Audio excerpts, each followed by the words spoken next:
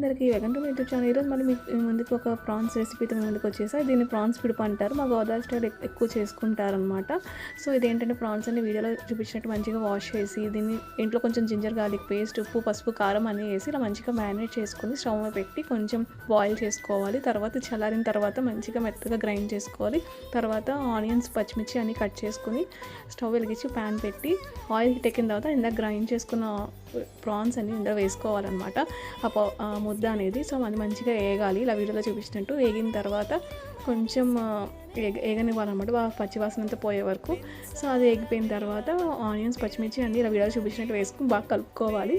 So already మనం దీనికి కింద కొంచెం ఉప్పు, పసుపు వేసాం కదా. తర్వాత మళ్ళీ ఇలా కొత్తిమీర కూడా కొంచెం మధ్యలో వేసుకొని గార్నిష్ చేసుకోవాలి. తర్వాత ఉప్పు, పసుపు, కారం, మసాలా పౌడర్ అనేది మళ్ళీ వేసుకోవాలన్నమాట.